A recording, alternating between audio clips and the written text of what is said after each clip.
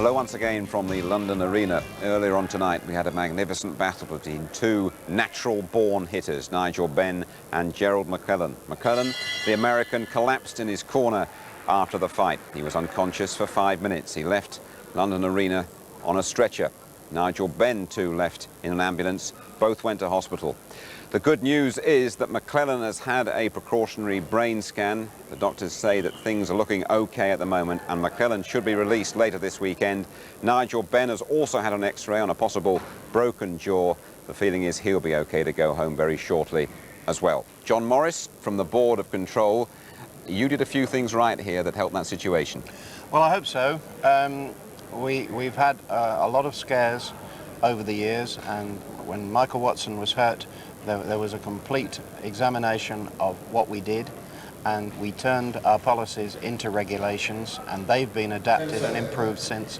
And tonight, well, I'm delighted to say it all worked. Just tell us what you instigated in that corner that helped things so much, or we hope helped things so much. Well, exactly. There are people that say there should always be an anaesthetist present, but in fact, what our policy is that there has to be a doctor present working with the paramedics who can intubate, that's get tubes down so the fighter can breathe, and if necessary stabilize a head injury with drugs, and for that you do need somebody experienced in anesthetics. But tonight, quite frankly, with the size of the show and these two very important world championships, and we all knew, and of course weren't we right, that Benn and McClellan was going to be explosive, I said, right, we will go the whole hog. Not only did we have an anaesthetist present, and he was great, although he didn't actually have to use any drugs, but we had 4 other doctors, 2 ambulances, 2 sets of paramedics, and really everything was right. In fact, right down to the fact that I myself, with my mobile, alerted London Hospital's neurological unit, who of course knew the show was on. We told them that and said, right, we've got a boxer on his way, will you be ready for him? Just briefly, it looked very worrying. Millions of people out there were worried when they saw that live on ITV. How worried were you? Well, I was very worried. Of course I am. I mean, I'm relieved now that it all worked, but I just have I think, the chastening thought, what would I be thinking if it hadn't worked? Well, it did, and remember, it doesn't just have to work here at London Arena. Sure. It has to work on about 230, 35, 40 shows a year all over the country. That's what we've got to make certain happens. John, thanks very much indeed. Pleasure. Well then, Benn against McClellan is already established as one of the greatest fights we've ever seen in modern times.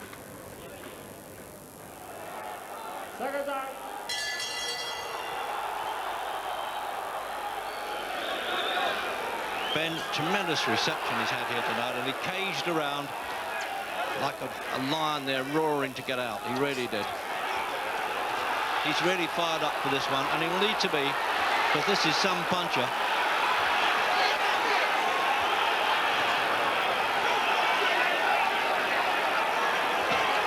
McClellan looking for him straight away, Reg, right from the opening bell. He's looking for the finisher. He's ducking very low, Jim, below the waistline, and he looks as though he's done him in the opening round, and we thought this might happen.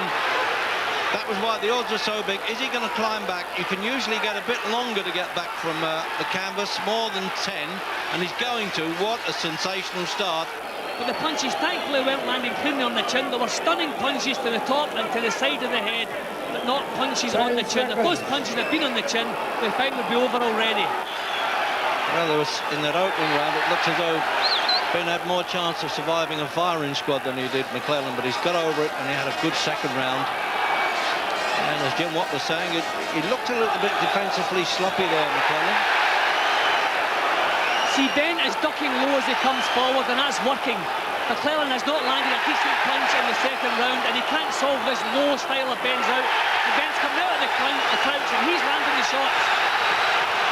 Ben has found the perfect answer to McClellan's style. Keep his own chin low and come up from the crouch with hooks. Remember, he was a former WBO and WBC middleweight champion, McClellan. He vacated those championships to come up into the higher division.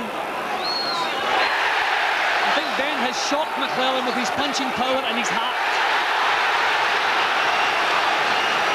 He's hanging on for dear life there, absolutely. It was like a sailor there, Jim, in a storm, you know. clinging onto the mast. He wouldn't let go of it.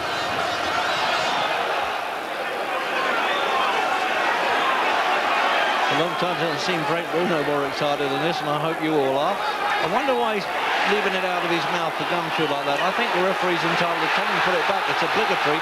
Oh, there he goes again. It could be breathing problem, Reg. I don't know. I mean, I've never seen a fighter doing that with a gum shield voluntarily.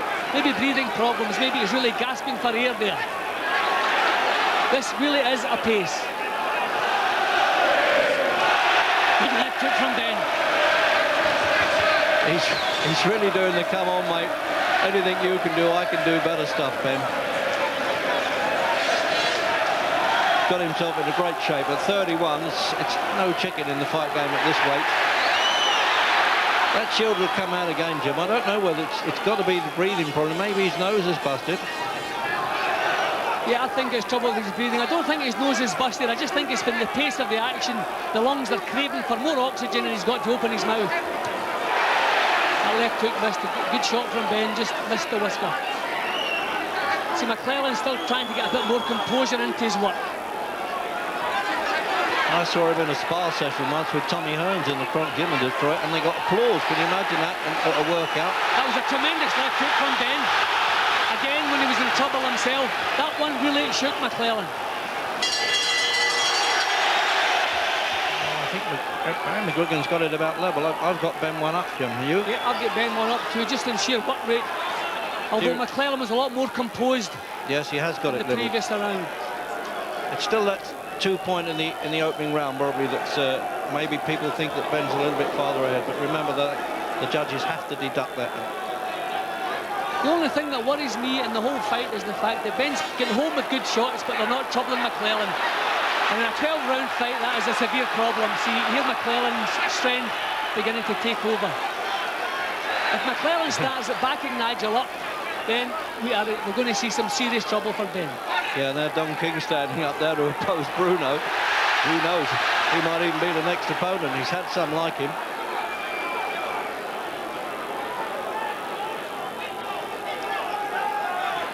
Benn's too tired now to think about tactics. It's just sheer heart, the sheer warrior's heart that's keeping him going now. But he must try to keep his body weight forward, keep pushing this fellow back if he can do it.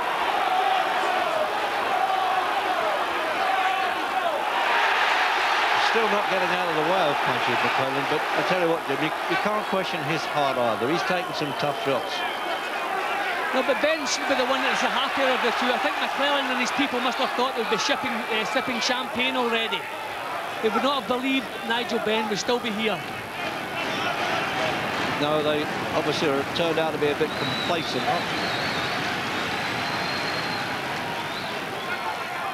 He's actually not managed by...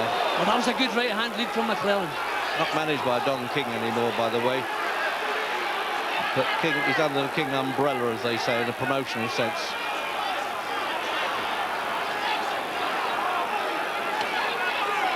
Oh, good right hand again from McClellan. Oh, he's in trouble in the 8th round here. He rolled back from that punch and he was hurt, Benn. Right above us here, Jim. Look, there he goes again. The wounded lion bit again. But he's bang in trouble here. Legs of gut, Reg. He's got to get out of that corner, Jim. He's got to get out of that corner, and he won't. But he doesn't mind being in the corner. That was the own impetus of missing with the punch. He's got to count there, the referee. Benn was actually stumbling to the floor of his own accord. Yeah, I know he was. Punch landed, so the referee has to call it exactly. Oh dear, that's put him back on the point schedule anyway. Again, Benn comes back with that left hook. Right hand from Benn. Well, we kept promoting this fight as being explosive, but I tell you what, we didn't promote it enough. One explosive, of the few fights, Reg, even better than we anticipated. Yeah.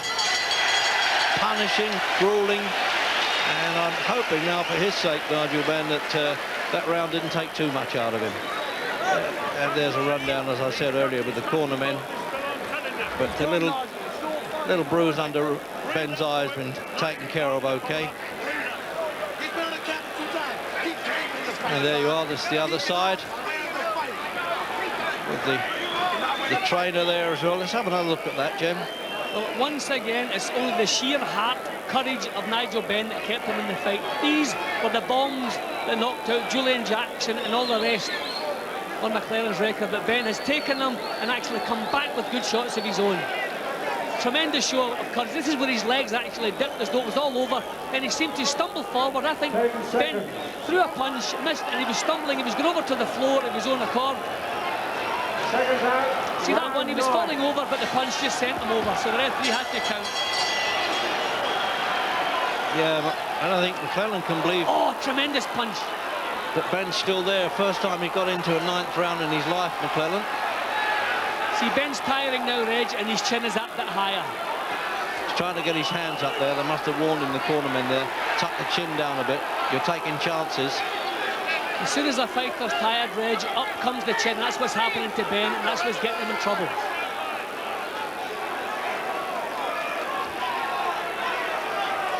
Actually, McClellan, Jim's just giving that little breather that Benn needs. McClellan is still trying to keep some composure in his boxing. Benn has to drive. He has to do it for everything from his heart. Oh, he's trying to measure him with that right hand. You watch that? There it is. Just a bit too long.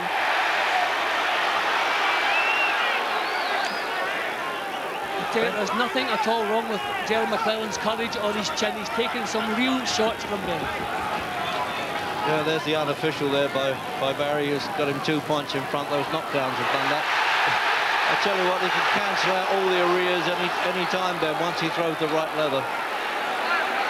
They may not travel very far, his punches, but I tell you what, McClellan gets the message. Just puffed under both eyes. A thumb in the eye, I think, from McClellan. Oh, yeah, he's bit. complaining there. Not happy, not happy. No, he's caught his head, caught him with his head. Yeah. Oh, now the crowd don't like this. Danny Mancini screaming at the referee, make him fight on. This is good news for Benn. This is good news for Benn. McClellan doesn't like it. Well, Ben always said if he gets in a distance with this guy, we'll find out if he's got it. Well, big question mark hangs over McClellan now, Reg. Clashes of heads are just expected in boxing. You take them and go on with the job. Lack of professionalism there from Gerald McClellan.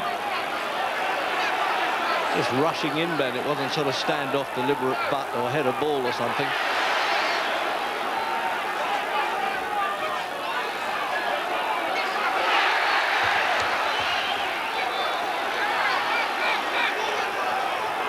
Ben still doing what you said, the best thing, Jim, early on, that he keeps ducking below a lot of punches. Yes, of course he's getting caught with plenty.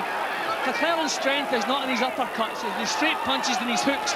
So if Ben keeps his chin low, he has very little to fear. McClellan does not use uppercuts very often. 10th round of this scheduled 12 at the 12-stone division. And the 7th defence here by Nigel Benn, former light middleweight champion as well. Benn's actually looking better here than he was 2 rounds ago. Got his confidence back again, showing a little feint, pushing McClellan back. That was a good jab from McClellan. He's blinking a lot, isn't he, Jim? You notice that, McClellan, on the way back? Maybe a mannerism, but I doubt it. I've never noticed it before in his fights that I've seen. Well, there it is again. He's still got him a couple of points. Just now what the Swiss, Thailand and Mexico judges think. Referee from France doesn't vote. Oh!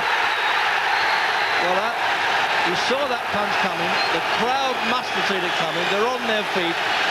Gerald McClellan didn't see it now. He's got to get up at the 8. There's no 3 knockdown rule, as we told you earlier, if one man goes down in 3 rounds. Bad signs here from McClellan, Reg. He almost swallowed in the previous round. This is bad. Great signs for Nigel Benn. This is all heart is won in this fight, Jimmy. He's And he's going to do it. He's going to stop him, I'll tell you that now. This fella doesn't like it the way he's going down. Of course, you're not going to enjoy being hit. But Jim Watt and I, when they go down like that, and he's shaking his head, he's going to count him out, isn't he? He's going to count him out, Jim. He's quit. He's done him. He's quit. What a fantastic performance. This ring is going to be like the London Underground in the rush hour. Crazy time. What a result for Nigel Benn, and he deserves it. Fought brilliantly, courageously, and he's still the world WBC Super middleweight champion. Well, it's a long time since we've had excitement like this at a British fight, Jim. Now, these were the questions that Nigel was saying. If this guy goes long in the fight, I guarantee I'll stop him. And he knew what he was talking about. Well, tremendous performance. Even if Ben hadn't won tonight, it was going to go down as his career best performance. Just the sheer courage and the technique and the tactics in his battle. But he's won the fight. He's punched the life right out of Gerald McClellan, the most dangerous man on the planet. Nigel Benn is still WBC Super middleweight champion. Nigel Benn, the Dark Destroyer, in 10. A 40-to-1 shot, if you had that. Well done if you did. Well, of course, great concern about the condition of both boxers. We can get the very latest situation now by joining Gary Newbon. He's outside the Royal London Hospital, not too far away from here, actually, in Whitechapel. Gerald McClellan is currently undergoing tests here at the Royal London Hospital, where both boxers were admitted some time ago by separate ambulances. In fact, McClellan was wheeled past me just a few moments ago with an oxygen mask and on a drip. He was on his way to have a scan. Until they've seen the x-rays, the hospital can't possibly tell us, or indeed know themselves, if McClellan has any problems. Meanwhile, good news for Nigel Benn. He's been checked over thoroughly, and he left the hospital after being discharged just a couple of minutes ago. The hospitals say that he appears to be well, but after any percussive injury to the brain, it's important for the patient to be watched carefully. So we wait to see what the news is later this morning on Gerald McClellan. Thank you, Gary. So really confirming what we said at the top of the show there. Nigel Benn, I'm delighted to say, out of hospital, and Gerald McClellan. Well, the news is pretty encouraging. Let's hope Gerald McClellan is out probably later today, later on Sunday. Frank Warren, good news about both the fighters there, and I think we can now just look back and say, what a fight and what a performance by the old Dark Destroyer. It was unbelievable. I mean, I've criticised him in the week for his lack of cooperation, but after seeing that, how can you criticise the guy? It was a tremendous display of grit, heart, you know, determination. He just outgained. At the end of the day, outgained McClellan. We thought it was going to be sort of Shepton Mallet revisited, if you like, in that very first round when Nigel Benn went down. And there was a little suspicion that, or a few people at ringside saying that perhaps he took a bit of a long count there. Well, I talked to the Showtime people, the American TV company that covered it, and they said that it was 10.5 to 11 seconds, so really it doesn't count, does it, you know? I think we put a clock on it, and our boys make it 9. There's one rule that says if you're out of the ring, you get 20 seconds to climb back in, but I don't think that applies to the apron, does it, You've got to be off the apron, so I understand. But, I mean, long count or not, to come back from that sort of early mugging was a wonderful achievement. The fight just went to and fro, didn't it? Throughout the fight, even the 8th round when Nigel was in trouble, he came back, hit McClellan with a peach of a right hand, and I think that was the absolute turning point for the fight. After that, it was his fight. And, you know, you just can't take it away from the guy. You know, he digs down deep and he gives the crowd and the public what they want. That, for me, one of the best fights I've ever seen was Tommy Hearns and Hagler. You know, the 3 rounds. It was in that class, that was you're right. 10 rounds of exactly the same. 10 rounds of it. It was superb. Right, and just finally, Frank, I mean, looking at the state that Nigel was in at the end there, he is going to want a pretty long rest before he fights absolutely. again. I'm sure, you know, he'll have a good rest, and when he's ready, I'm sure and it's going to be when he's ready. You'll have to negotiate with him again. No, he's okay. We've got it. We got a contract, and as soon as he's ready, you know, and his time's right, he'll be back in the ring, and he'll be back over in his country. Let's hope so. Thanks a lot, Frank. Thank you. Plenty of boxing coming up after the break. We've got a competition as well, and we're going to look at one of the, well, living boxing legends, really, the old body snatcher, Mike McCallum. See you for that in a couple of minutes.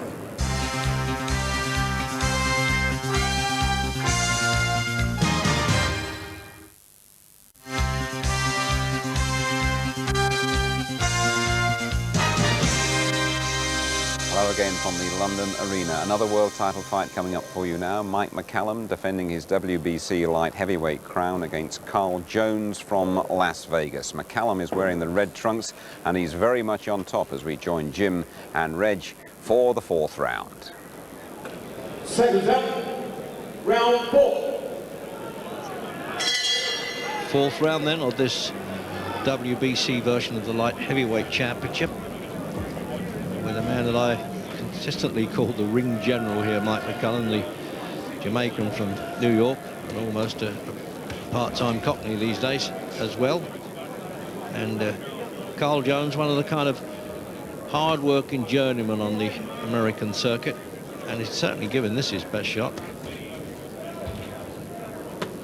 Couldn't find him in the light heavyweight rankings recently. He was a super middleweight, the 12 stone. He only came in at 12-3 for this one. McCallum sending a couple of shots to the body there. Maybe just trying to get the hands back down where they were earlier.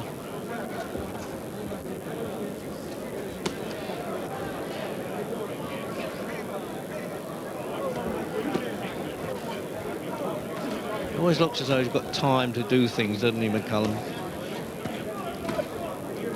You begin to think at this age whether they start slipping or not, you know, sort of cheat their way through, which you can't do it in this game.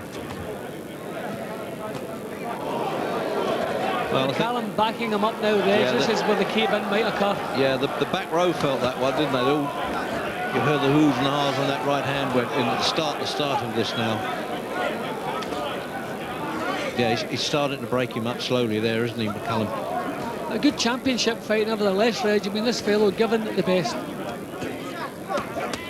What a gutsy guy he is. Full marks to him.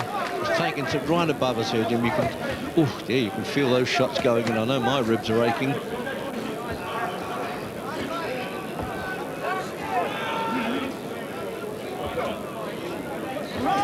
Just toe-to-toe stuff there. It really is gritty stuff. Stand still while I hit you, McCallum. Look at this.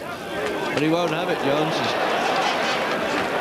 But he's shipping a bit too much punishment, Jim, I think, to really try and last 12, surely. Well, these are quality punches he's throwing back.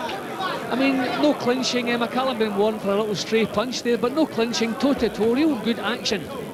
And as I say, Jones's punches are top quality. But he's just been caught too often himself, and his defences are non-existent at times.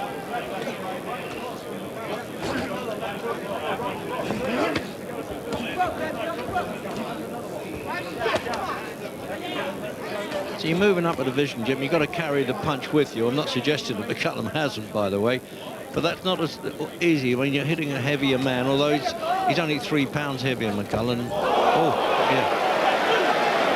So you get a mandatory 8 here, which we don't do in British boxing, but in World Championships. And a good look at him there, Larry O'Connell.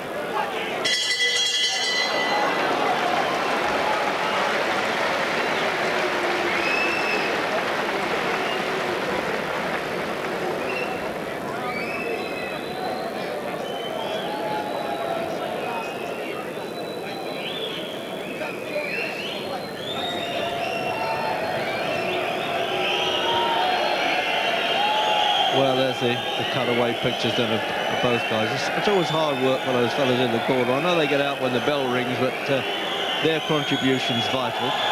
Jim? Well, knocked down there, Reg. He just seemed to walk onto a little right hand, but from their position it looked like more of a stumble, their commentary position, but down he went and he stayed there.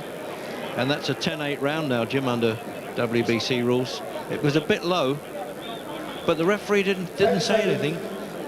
And as I say, it looked more like a stumble than a knockdown, like the body shot. You don't normally go down that way from a body shot. It looked more like a stumble. 5th round. So let's put the challenger in the black trunks a little bit in trouble here, Carl Jones, because it looked a bit low to me, the punch. Unfortunately, he had his back to me against the ropes there, but referee O'Connell was fairly well sighted, I think. He didn't warn him for it. So he'll lose a 2-point round there. That's... I don't always agree with the WBC on that, and I know that the retired referee, Harry Gibbs, didn't always think that if somebody got up off the floor and won the rest of the round, he could at least maybe level the round, but at worst only lose by 1 point. So it's into the 5th round then. Oh, there goes that left hook. Reminiscent, as I say, the one that he knocked out Don Curry with, the former welterweight champion. So McCallum trying to back Jones up a bit more now, get more leverage into the shots.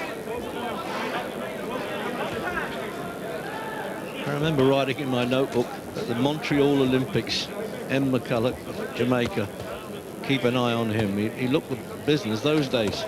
And before that, he boxed in Cuba in the World Championship. He's only 17. And he boxed on stage not so long ago next to another American at Hammersmith in London. Oh, he's got time to do it now. Early in the round, he's caught this guy now. He left it a bit late last time. Now you know why they call him the body snatcher.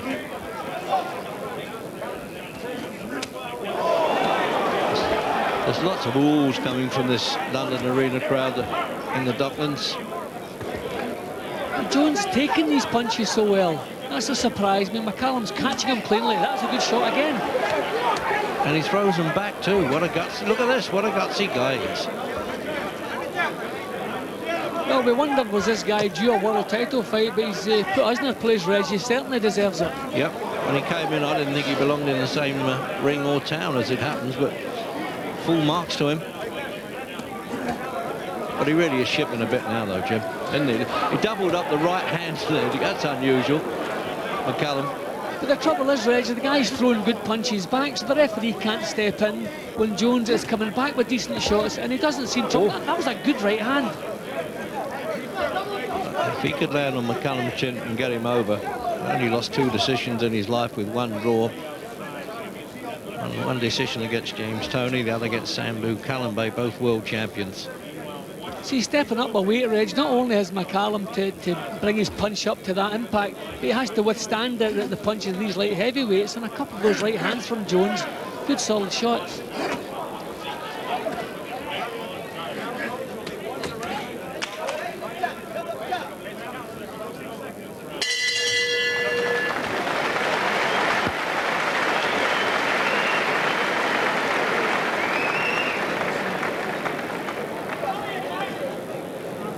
Getting an unofficial shower bath almost there. They've started putting sort of mats in the corner now at one of the Frank Warren promotions in Wales. And not a bad idea, and then they pull the mat out quickly as the bell goes, instead of this old-fashioned sawdust bowl.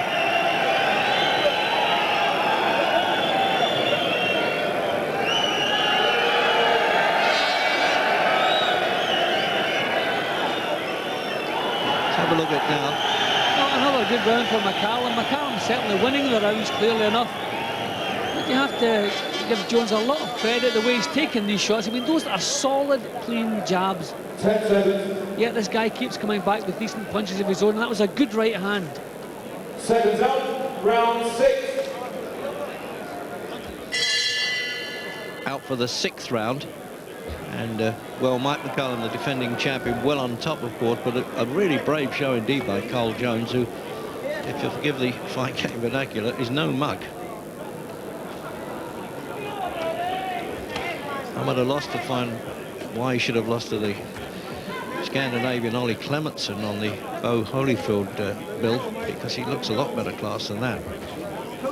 See, I think different fighters, different styles would give Jones problems. I get impressed against a mover, he would probably struggle because he's very slow on his feet, and from the waist up he's a little bit stiff. But McCallum, style suits him. He's just a little bit too hot for him, but the style suits him and he can get himself into the fight. But these are good shots again from McCallum. The variety of punch, Jim, is really exceptional with McCallum, isn't it? You just have no idea what he's going to... I mean, he starts it off with a rangefinder left jab, you know, like that. And then he'll whip in all kinds of angles of punches. But as you say, moving up the weight, he's got to carry that extra poundage with him, and in the punch as well. And the light heavyweight might take them better than the super middleweights. Yeah, it might dish them out a little bit better. I mean, some of these right hands Jones is throwing, pretty vicious looking.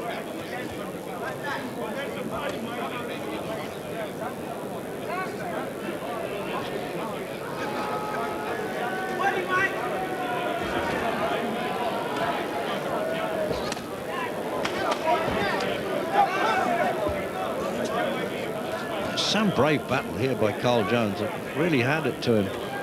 Does the record not suggest that? 30 fights, 22-1, stopped 12, lost 4, drawn 4. Against McCallum, 50 fights, 147, and 2 very dodgy losses on points with 1 draw.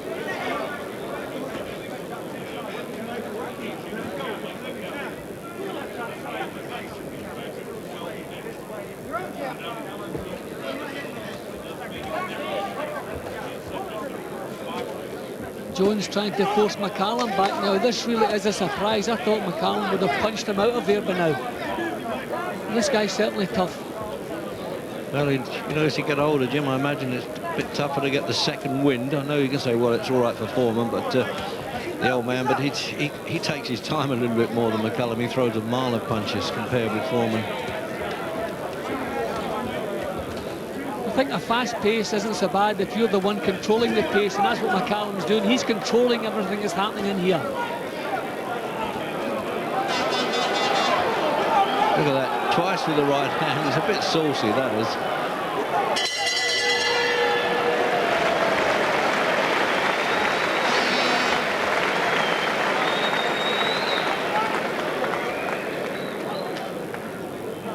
One of those seconds there is Hedgeman Lewis, who fought John Stracey in London on the outside of the ring. Jim's have another look at this replay. Well, another good round for McCallum, but he just seems to be throwing jolting little punches now, as though maybe he feels this guy is not ready to be knocked out yet. So just keeping himself on top, chiseling away, just trying to chisel at the fella's resolve and maybe go for a knockout later.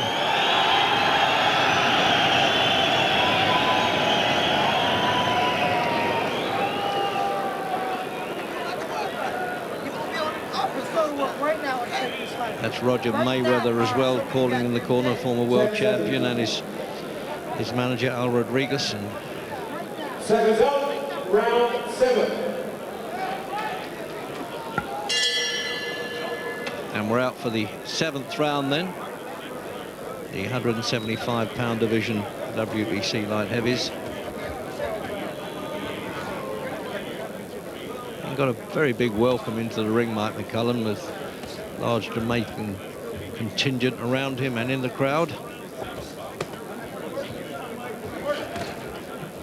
Saw him do a similar job as this, Jim, all those years back in '84 at Madison Square Garden, McCallum, when he defeated Sean Mannion. He won every round, and they were 15 rounds those days. Yeah, I think Mannion was just a little bit of a goalkeeper. I think the surprise was that he lasted the 15 rounds.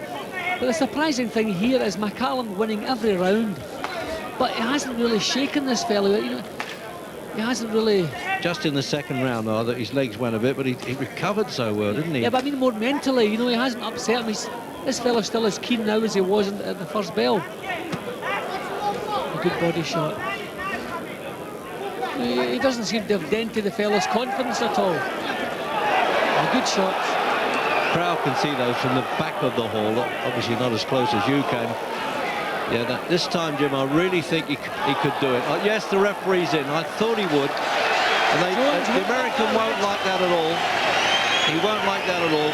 But full compassion there by the London referee, Larry O'Connell, former boxer himself, knows what it's all about. And I think really he's done Carl Jones a favour. On the other hand, his pride is hurt, but well, that only comes second best to the body. So the first successful defence then for Mike McCallum at 38 years of old, and what a boxer he is. James, have a look at that finish. Yeah, good finish, and a British referee would always stop a fight when it reached this stage, but the Americans obviously don't like it. They feel their man was still well in the fight, which he probably was, although not winning the rounds, but they started having his head knocked back, and I think that's what upset referee O'Connell and made him decide to stop the fight. Excellent performance from McCallum, but I can see how the Americans would maybe feel a little bit roughly there, because in America this fight would have gone on for at least another 3 or 4 rounds. But McCallum boxing beautifully, well in control. See this, when the head starts getting knocked about, British referees don't like that one bit. See head rolling on the shoulders, McCallum just picking him off. In a British ring this will always be stopped. But what a good challenge Jones put up. What a tremendous champion Mike McCallum is. I've got to say, I think it was the right stoppage, Jim. I know in boxing terms, OK, you might have let him go on a bit, but he hadn't won anything. And, well, I think I'm on Larry O'Connell's side there. Yeah, same here. Better be safe than sorry. I'm just making the point, the Americans won't like it one bit. Well, the Americans might not like it one bit, but personally I was very pleased that Larry O'Connell stepped in when he did. What a classy show, though, from Mike McCallum. More big fights coming your way here on ITV next Saturday night, 10 o'clock. It's Naz time. Prince Nassim Hamed against Sergio Liendo of the Argentine. We're up in Scotland for that one. It's live on ITV at 10 o'clock. Now, there's a competition coming up. You could join us for that fight. A couple of ringside seats, a champagne dinner, a real VIP weekend, and the competition coming up in just a moment. Let me just tally up last weekend's competition for you. Remember, we wanted to know who was the greatest heavyweight of all time in your choice, and not surprisingly, we went for Muhammad Ali, and Mr. Rob Stringer from Lancing in West Sussex was our winner. And I think he chose the £1,000 in cash that, of course, you can choose as well if you don't want to come and join us at the Nassim fight next Saturday night. Well, here's the question for this week, and it's down to the middleweights. Who, in your opinion, is the greatest of these three middleweights? A, Marvellous Marvin Hagler, B, Thomas Hitman Hearns, or C, Sugar Ray Leonard. 0891 90 00 00. 0891 90 0000, the number to ring. The lines open till midday on Tuesday, and of course we will make up our minds who was the greatest there. Great fighter coming up next. The old ragamuffin man, Lloyd Honeyghan, against the unbeaten Adrian Dodson.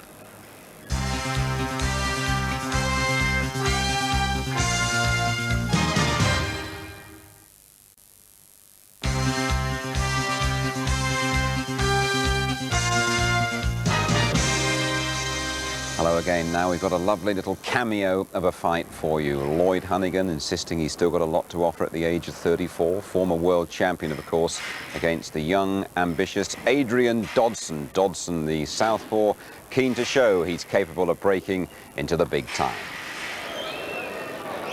Seconds out. Well, this has all the makings of a real needle fight between Lloyd Honeyghan, the former world champion, and the up-and-coming Adrian Dodson. Only 11 fights against a man who's had 47. And the Board of Control has told it to behave themselves after some of the remarks that have been made. And there's a strong referee here in Richard Davis. He gave them a real going over in the introductions there. Behave yourselves, I'm in charge, and stick to the rules. So the southpaw then, Adrian Dodson, if you haven't seen him before, he's got a lot of ability. Boxed in 2 Olympic Games representing Guyana and Britain.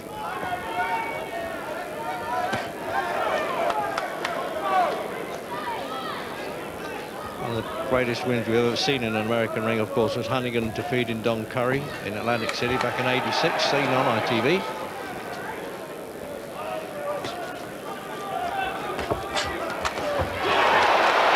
Oh dear, it looks as though he's got him early on, Dodson. It's the first raising class he's had. He's lost control of his legs completely in the opening round here, Honeyghan. Can he get over it? I doubt that. Well, he's been asking for trouble since the first bell reg. No defence, hands at his side, and he's paying the full penalty here. Is he going to use that ropes as a bit of a catapult? No, he hasn't got control of his legs now. Honeyghan was very, very good at this when he was at his peak, but the reflex is slow and you have to change with the times, and he hasn't done that. Paid the full penalty for pretty much boxing stupidity in the first round. No defence.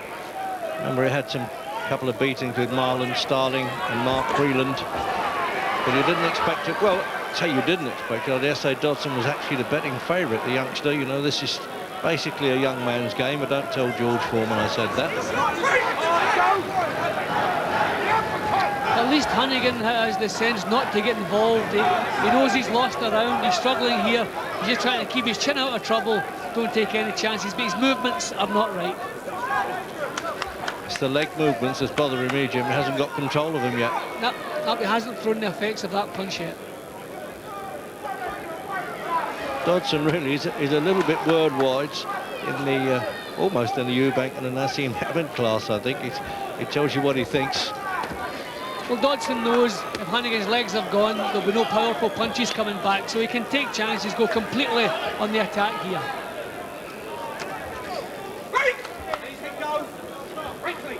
Not worried about his bravery at all, Honeyghan, Jim. That one with Vinny Pazienza in Atlantic City was really something else.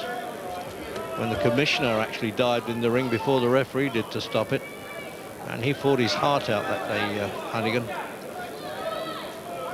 But, you know, 34, sooner or later, it catches up with you in this game. But He looks as though, yes, he has. He recovered okay from this one.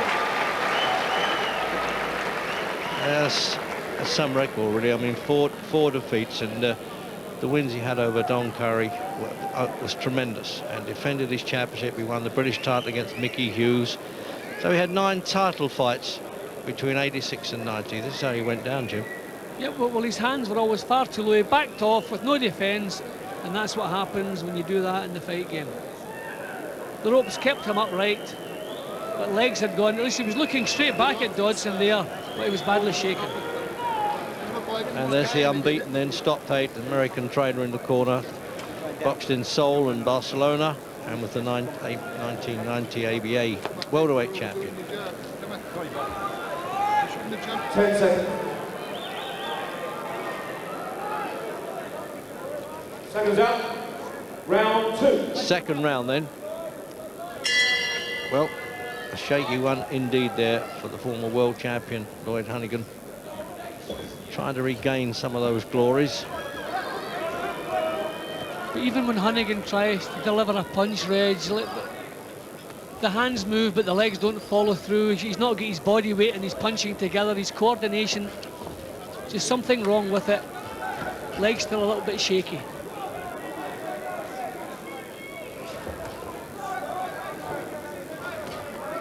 Still digs a bit, but it's a question of can he land on this fellow. It's such a move up in class, not beyond the 6th round Adrian Dodson had finished. 5 in the first round he's had. But I've always liked his amateur boxing. I thought he was outstanding, and very disappointed he didn't win a medal of any colour in Barcelona. Honeyghan getting some punches off now. This is a little improvement. Getting forward a little bit more. Mind you, I should add that Dodson was very upset at the weight that the ABA chose him for there. He thought welterweight was too light for him, and now he's 11 stone 2, light middleweight. I suppose he was right.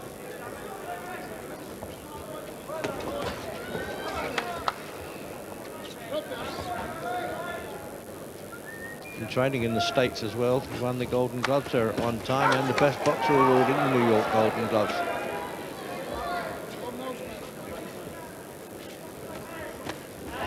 Oh, he got the first right hand through that. Little touch of the old Honeyghan there.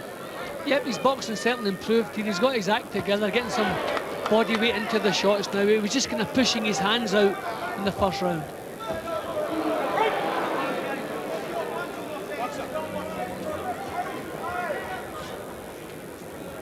Good amateur as well, of course. Honeyghan, Downside and Fisher Club, boxed for England, but he never won an ABA championship.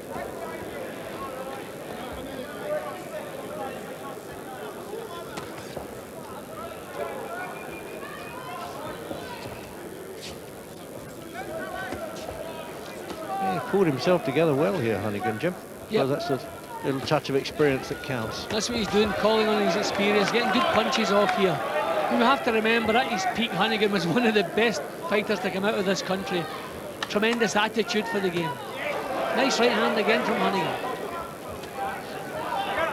Dodson taking too long to get his punches off here. Just getting a little bit outsmarted in this round. Well, he hasn't had too many opponents throwing much leather at him, really, even on those 11 fights, Jim. He's never been under any real pressure. No, well, we said it was time to step him up in class and let's see what he can do.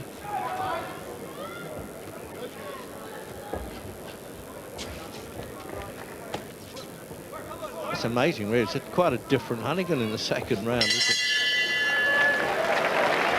Well, it looks as though he's coming over here for an interview. Sorry, Lloyd.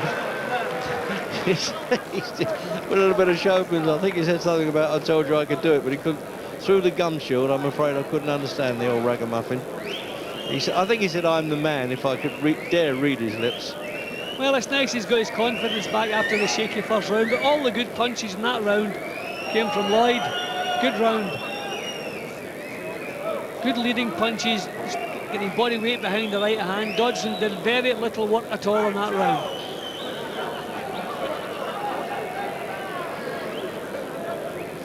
"25 years old, this fellow."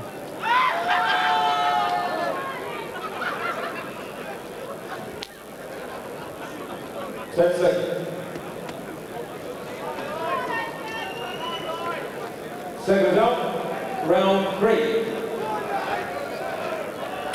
third round coming up then, scheduled for 10. 11 stone division. Very shaky start indeed for Lloyd Honeyghan. And the southpaw Adrian Dodson, the sort of young pretender on the block now. And then the second round, Honeyghan came back very well. And as I say, we think he said, I'm the man. He had the cheek to walk right across to the commentary position. But I've known him since back in his amateur days, and luckily ITV covered him winning against Don Curry in America. What a sensation that was. The first at the weight since the great Ted Kid Lewis.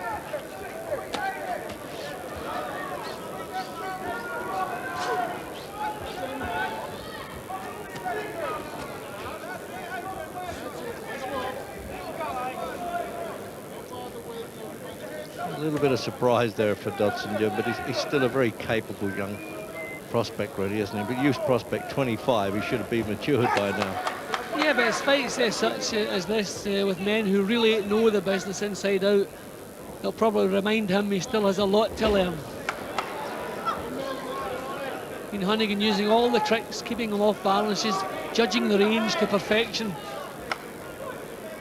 But still, for my liking, taking too many chances.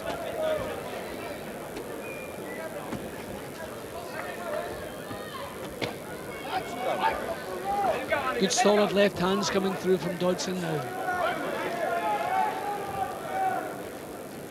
Midway through the third.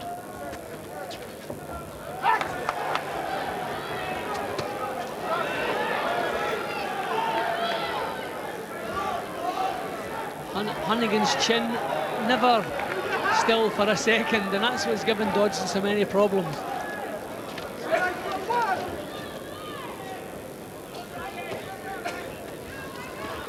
Dodson just still not getting through cleanly. Well, a punch caused that. I mean, in effect, it was a knockdown.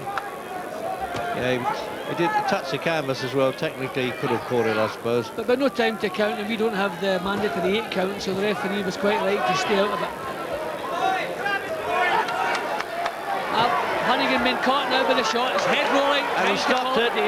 Stopped it. Honeyghan's probably saying what for. Now, this is a repeat of when he was defeated by Vinny Pazienza. Well, that makes a change, doesn't it?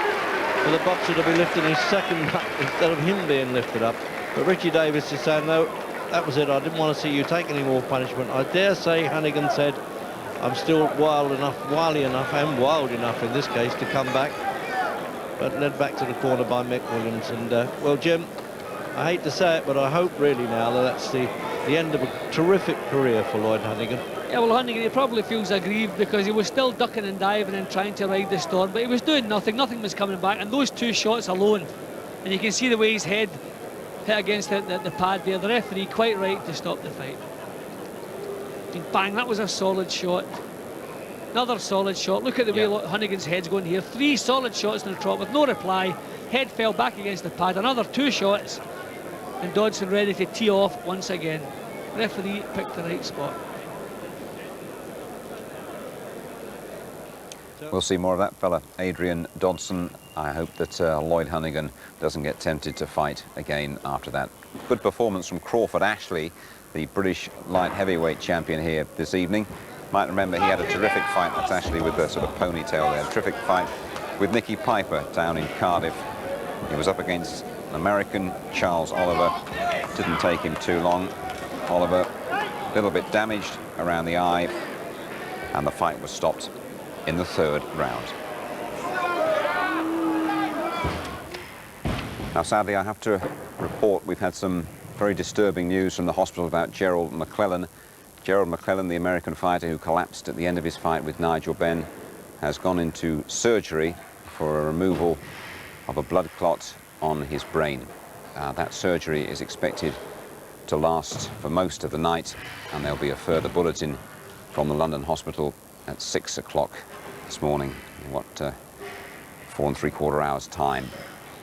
When we were with you about an hour ago, the news from the hospital was optimistic.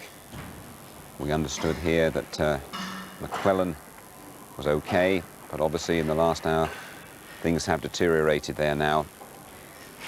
And it's hard really to pull your thoughts together at moments like this, because Nigel Benn fought the fight of a lifetime out there.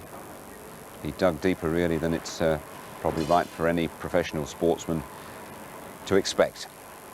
It was a wonderful triumph for Nigel Benn, but at the moment now, as we sit in London Arena and the time ticks round to 1:15, all our thoughts are with Gerald McClellan inside the London hospital. Good night to you all.